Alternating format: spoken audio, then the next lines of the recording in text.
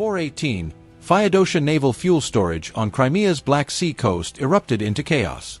Russian Su-30M jets with BMP-3 escorts and Lear-3 jammers fired Kh-101 and Kh-59 cruise missiles from inland ridges and offshore launch points, sending supersonic warheads streaking over 60 m in under 4 minutes. But Ukraine's Vila-M rockets, Su-27 fighters, Guard flak armor, and bomb-carrying robot dogs countered instantly, forming a layered shield. What began as a Russian preemptive strike became a running battle of drones, armor, and precision fire. An opening blow that ignited the multi-phase fight for Crimea's key fuel lifeline.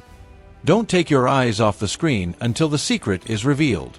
Don't forget to subscribe to the channel and share your thoughts about this battle in the comments section. Thank you for watching. The Russian opening strike had barely faded when Ukraine launched its counterblow. From staging barges hidden just 2 miles offshore, swarms of naval drones and low-profile RIIB boats surged forward, unfurling a dense smoke and flare corridor that stretched nearly half a mile across the surf. The chemical haze and blinding magnesium flares confused S-3000 PMU fire control radars, forcing Russian crews to waste precious seconds recalibrating.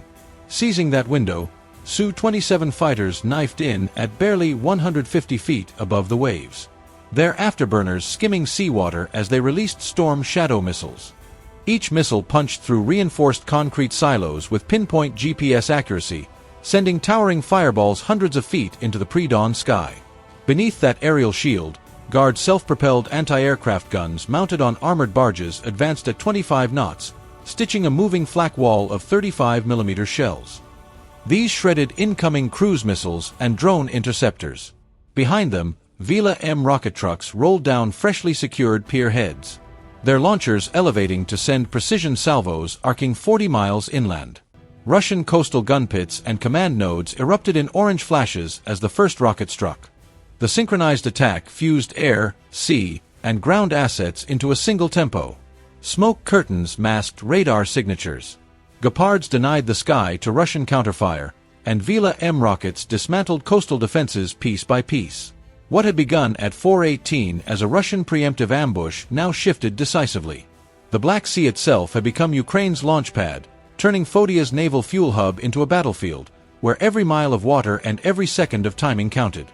The sea smoke corridor still hung heavy when Ukraine pushed the assault straight onto the piers. Under the lingering cover, T-72 AMT tanks and Rosomoak infantry carriers roared ashore at nearly 30 miles per hour, their tracks clanging over steel decking slick with salt spray. Drone swarms that had guided the earlier missile strikes now hovered at 500 feet, mapping every Russia versus Ukraine war bunker and feeding real-time coordinates to the armored spearhead. Each vehicle moved in tight formations no more than 50 yards apart, using overlapping fields of fire to deny Russian defenders a clear shot. Ahead of the armor, bomb dog robots, compact four-legged machines no bigger than a farm goat, slipped along service trenches and ducked beneath exposed pipelines. Controlled through encrypted short-range links, they planted shaped charges at key junctions of the underground pumping grid.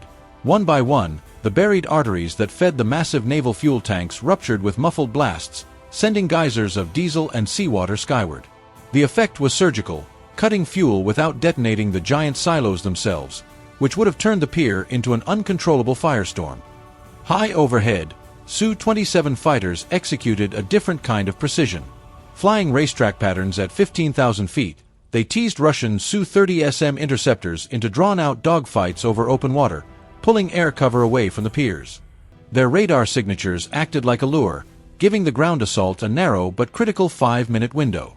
In that gap, T-72 AMTs pivoted to smash through barricades and Rosomax disgorged infantry teams armed with portable anti-armor rockets and electronic jammers. Russian defenders tried to rally with BMP-2 squads and sporadic mortar fire, but every move was tracked. Counter-battery drones relayed positions in seconds, allowing Guard barges offshore to rake the shoreline with 35mm bursts. By the time Russian reinforcements closed to within 1,000 ys, the pumping grid was crippled and key junction sheds were under Ukrainian control. What began as a high-speed naval breach in the previous phase had now become a tight ground encirclement. Tanks, infantry carriers, bomb dog robots, and drone reconnaissance meshed into a single relentless machine. With each underground artery severed and every approach locked down, Fodia's fuel lifeline bled out, setting the stage for the deeper strikes still to come. The pier was now a combat labyrinth of twisted steel and burning diesel.